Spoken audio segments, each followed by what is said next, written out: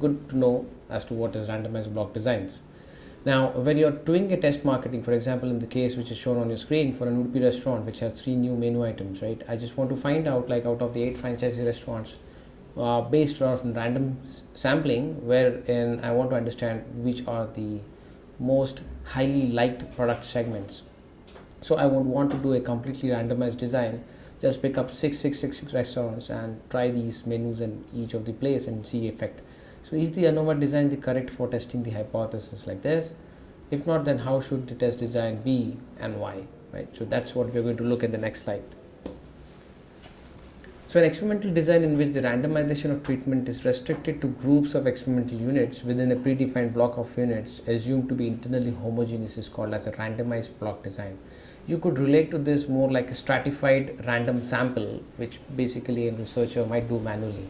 So blocks of units are created to control known sources of variation in expected response among experimental units. There are 2 classifications of factors in randomized block designs. Right? One is the effect and one is the treatment effect. So the rules for blocking are: carefully examine the situation at hand and identify those factors which are known to affect the proposed response. So what you're basically trying to do is you're trying to isolate the effect of one of the factors which is a known factor. For example, experience is one such factor which has an effect on your salary. But what are the other things which affect, right? So that's what you're trying to identify. So if it's a non-vegetarian and a vegetarian menu, you know that a non-vegetarian typically likes a non-vegetarian food. So you want to control that, right? So that is what is the main important aspect. So these are the rules for blocking. Choose 1 or 2 of these factors as the basis for creating the blocks. Blocking factors are sometimes referred to as disturbing factors.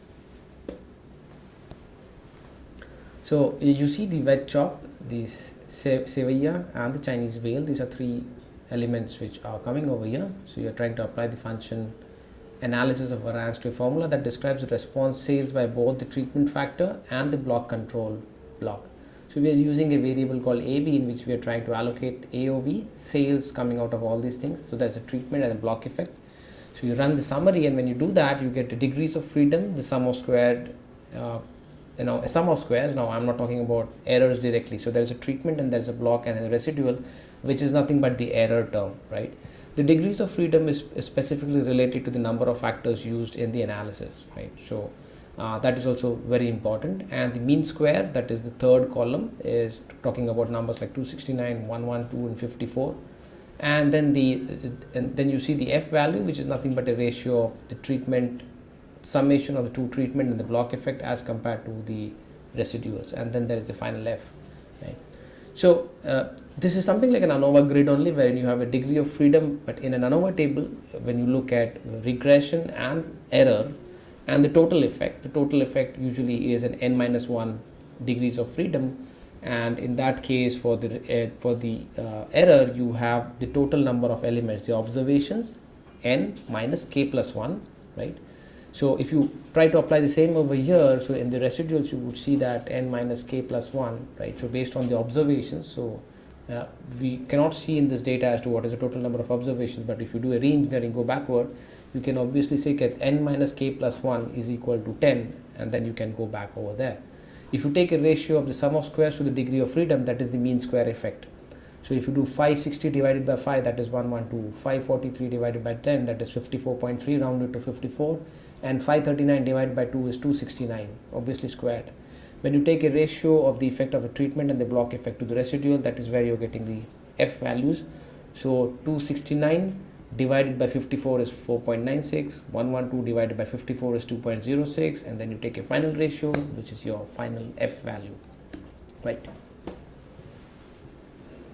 Now we'll come to random number generation and sampling. So basically used more often to create some training and testing data sets which would eventually be used. So we are going to use this exclusively in your linear regression as well as your logistic regression models, and even in your decision tree models. So say for example, when you're saying that x1 allocation run uniform 1, 5.0, 10, you're basically running a normal distribution, and x1, so you're just taking the value over there. To generate a decimal number where any value, including the fractional value between the stated minimum and max, is equally likely, use the runif function.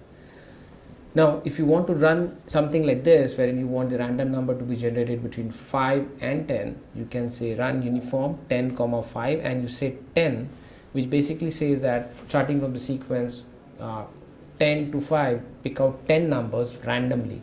Now, an alternative to this is the sample function, which does this more effectively, wherein you can say x2 is allocation sign sample.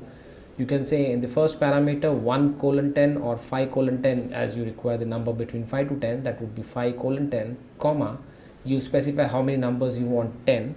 And supposingly if you want 100 numbers to be picked up between these two discrete values, then you will say replace is equal to true. So you can have sampling with replacement as well as without replacement. Yeah, so that is about sampling. So when you're using x3 allocation sample 1:10, 1, you're basically just extracting one number.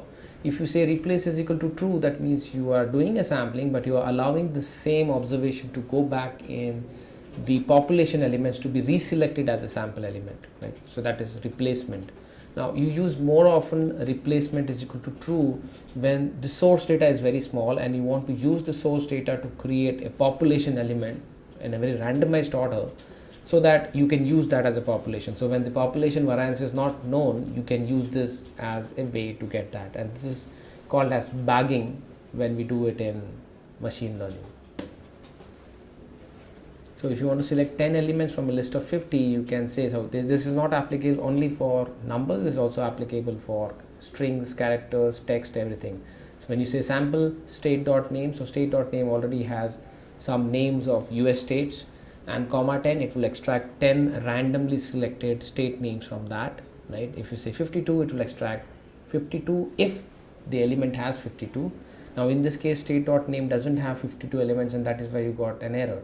Now if you make replace is equal to true, then this algorithm will work fine because it is getting the same number of available data sets to pick up from.